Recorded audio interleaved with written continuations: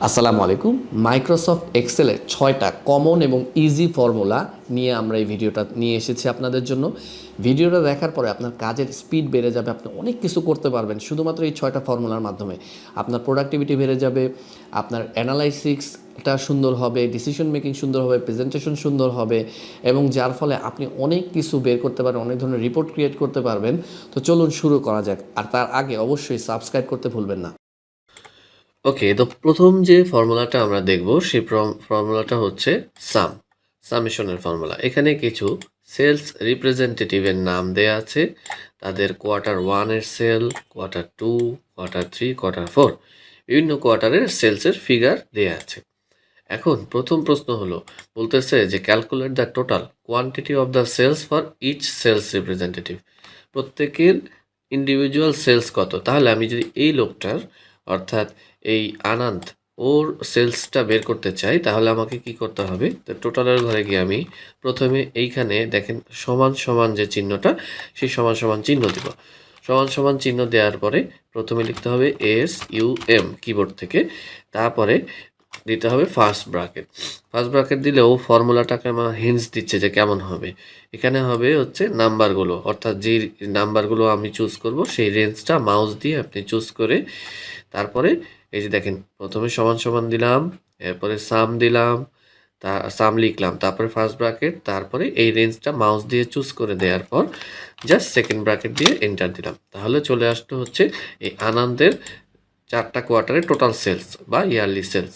এখন যদি আমি এই ঘরের কর্নারে একটা ডাবল ক্লিক করি তাহলে ও ইন্ডিভিজুয়ালি অন্য সকলের সেলসও চলে আসবে। এখন দ্বিতীয় কোয়েশ্চেন, যে total quantity of sales for each quarter, প্রত্যেকটা কোয়ার্টারে কত সেল হয়েছে এটা বের করার জন্য সেম আমি প্রথমে ইকুয়াল সাইন দিব, তারপরে হচ্ছে লিখব SUM কিবোর্ড থেকে, তারপরে ফার্স্ট ব্র্যাকেট, তারপরে এই যে মাউসটা এখন নিয়ে যে এই কয়টা নাম্বারের বা এই রেঞ্জটাকে চুজ করে দিলে দেওয়ার পরে ব্র্যাকেটটা ক্লোজ করে দিয়ে কিবোর্ড থেকে এন্টার দেব। তাহলে আমার এই Q1 টোটাল সেলসটা বের হয়ে গেল। এখন চলে এইভাবে যদি আমি ড্র্যাগ করি অটোফিল সিস্টেমের মাধ্যমে আমি অন্যান্য কোয়ার্টারের সেলস ফিগারটাও পেয়ে যাচ্ছি। এবারে আসেন অ্যাভারেজের ফর্মুলাটা কি। এই যে আনন্দের যে 4টা কোয়ার্টারে সেল করেছে, সে অ্যাভারেজে পার কোয়ার্টারে কত সেল করেছে। হ্যাঁ, তো calculate the average quantity of sales for each sales representative. প্রত্যেকের অ্যাভারেজ সেলসটা বের করতে হলে প্রথমে ফর্মুলা এখানে দিব হচ্ছে ইকুয়াল সাইন, তারপর লিখবো হচ্ছে অ্যাভারেজ। আপনার এখানে ফর্মুলাটা কি হবে বানানটাও কিন্তু দেয়া থাকে। এরপর হচ্ছে আমি প্রথমে ফার্স্ট ব্র্যাকেট দিব, দিয়ে ওই যথারীতি রেঞ্জ অর্থাৎ যাদের মধ্যে এই অ্যাভারেজটা হবে সেই নাম্বারের রেঞ্জটা চুজ করে সেকেন্ড ব্র্যাকেট দিয়ে এন্টার দেব। তাহলে চলে আসবে আমার অ্যাভারেজটা। তারপরে হচ্ছে ডবল ক্লিক দিলেই কর্নারে পুরো অন্যান্যদের অ্যাভারেজটাও চলে আসবে। কিন্তু এখানে দেখেন একটা সমস্যা আছে, সমস্যাটা হচ্ছে যে এখানে রাউন্ড ফিগারে আসেনি, ফিগারটা আসছে হচ্ছে ফ্র্যাকশনে। তো আমরা রাউন্ড ফিগার কীভাবে করব সেটাও দেখব। এরপরে আসেন, দেখেন এখানে দেখাচ্ছে যে যে এই যে আমরা যদি বের করতে চাই যে কোন কোয়ার্টারে বেস্ট সেল হয়েছিল বা ম্যাক্সিমাম সেল হয়েছিল তাহলে কি করতে হবে। তাহলে প্রথমে হচ্ছে আমি একটু জায়গাটা বড় করে নিই। প্রথমে দিব হচ্ছে ইকুয়াল সাইন, তারপরে লিখবো হচ্ছে ম্যাক্স, তারপরে ফার্স্ট ব্র্যাকেট দিয়ে রেঞ্জটা চুজ করব এবং সেকেন্ড ব্র্যাকেটটা ক্লোজ করে দেব। এবং তারপরে যদি আমি ডবল ক্লিক দিই এখানে, তাহলে প্রত্যেকের কোন কোয়ার্টারে বেশি সেল হয়েছে সেটা কিন্তু চলে আসতেছে। যেমন আনন্দের Q4 সেল বেশি হয়েছে, এই যে শঙ্করের হয়েছে Q2 বেশি সেল, এটা কিন্তু এখান থেকে আমরা এভাবে পেয়ে যাচ্ছি। আচ্ছা, এরপরে আসেন মিনিমামের ফর্মুলাটা কি, কোন কোয়ার্টারে কম সেল হয়েছিল এটা যদি বের করতে চাই তাহলে মিনিমাম দিয়ে MIN দিয়ে তারপরে ফার্স্ট ব্র্যাকেট, তারপরে রেঞ্জটা চুজ করে দিয়ে সেকেন্ড ব্র্যাকেট দিয়ে এন্টার দেব এবং তারপরে দেব হচ্ছে ডবল ক্লিক। তাহলে দেখেন কোন কোয়ার্টারে কম সেল হয়েছে সেটা কিন্তু আমরা দেখতে পাচ্ছি।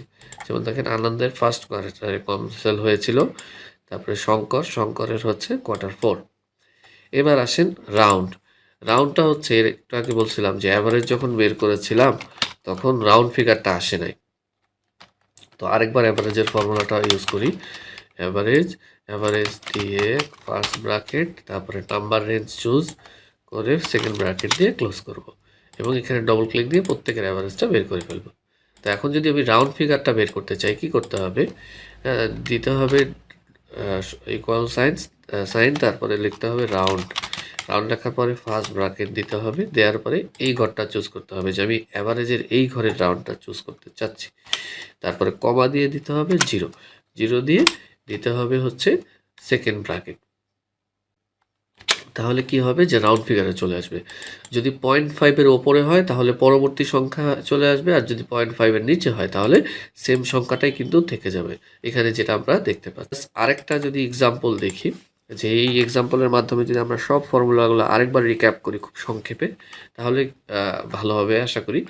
তো দেখেন এখানে একটা কম্পিউটার এডুকেশন সেন্টারের বিভিন্ন সাবজেক্টের কতগুলো স্টুডেন্টের নাম দেওয়া আছে, রোল নাম্বার, মার্কস দেওয়া আছে, ঠিক আছে।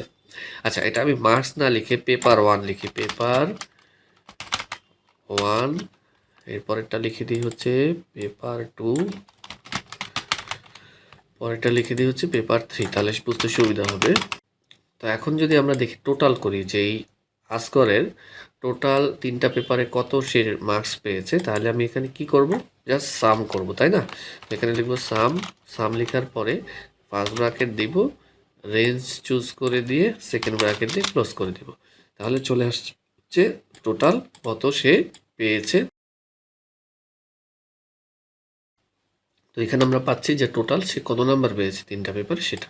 এরপরে আসেন অ্যাভারেজ। অ্যাভারেজটা হচ্ছে AVRAGE, তারপরে ফার্স্ট ব্র্যাকেট দিয়ে এই 3টা সংখ্যাকে দিব, রেঞ্জটা চুজ করে দিয়ে এন্টার দিব, তাহলে দেখা যাচ্ছে কার কত অ্যাভারেজের নাম্বার এসেছে সেটা আমি কিন্তু এখান থেকে পেয়ে যাচ্ছি।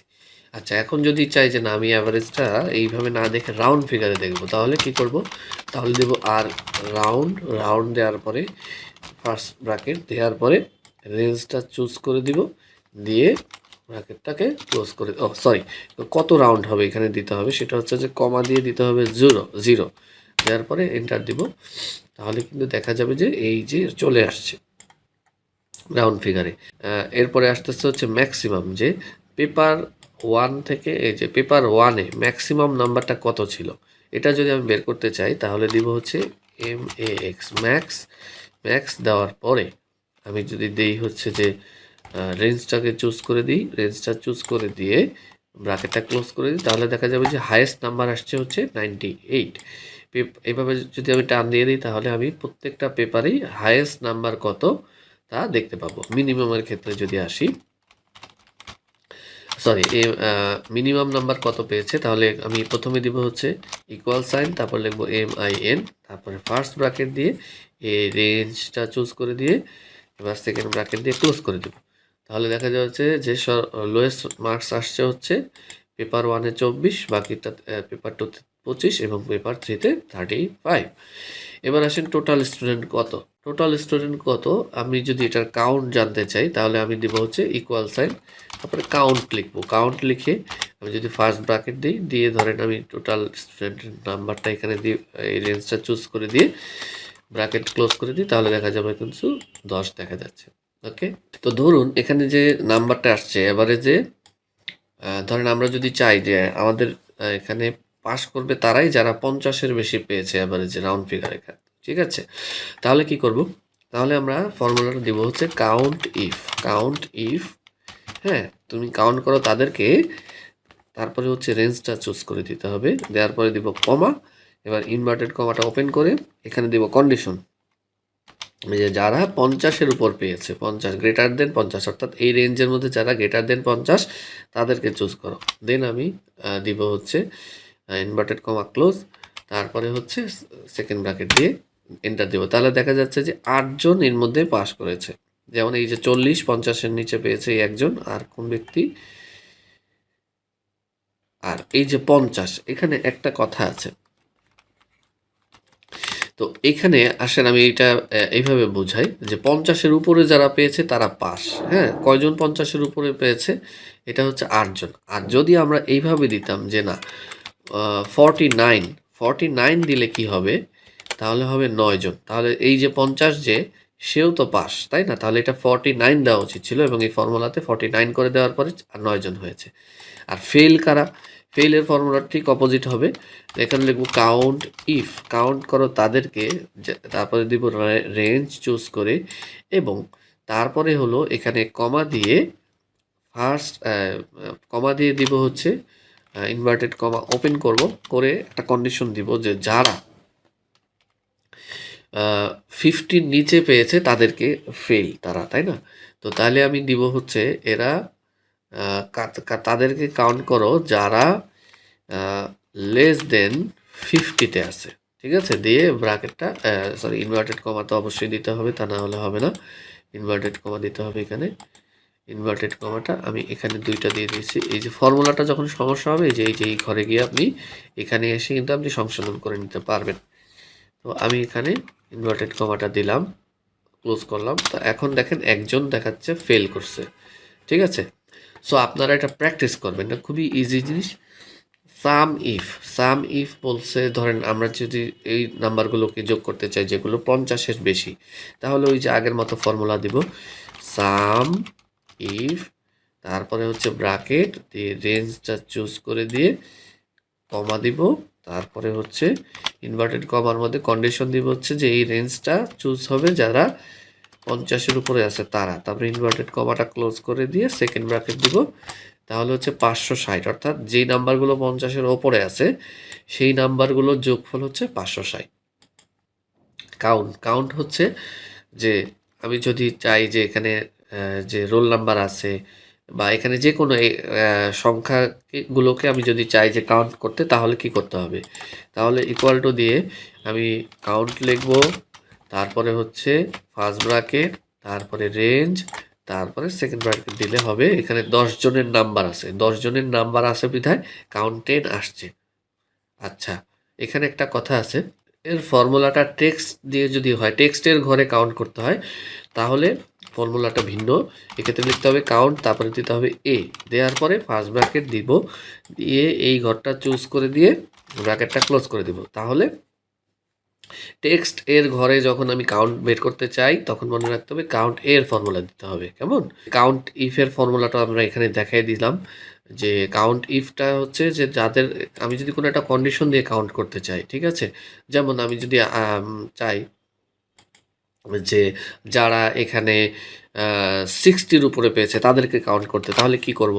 কাউন্ট ইফ লিখবো ইকুয়াল সাইন দিয়ে, কাউন্ট ইফ, তারপরে হচ্ছে ব্র্যাকেট ওপেন করে রাউন্ডের এখানে যাব, যাওয়ার পরে দিব কমা, কমা দেওয়ার পরে আমাদের কন্ডিশন, প্রথমে ইনভার্টেড কমা দিব এবং কন্ডিশনটা কী ছিল? কন্ডিশনটা হচ্ছে তাদেরকে কাউন্ট করো গ্রেটার দেন যারা রয়েছে 60-র উপরে, তারপরে ইনভার্টেড কমাটাকে ক্লোজ করে দিয়ে সেকেন্ড ব্র্যাকেটটা দিয়ে এন্টার দিব।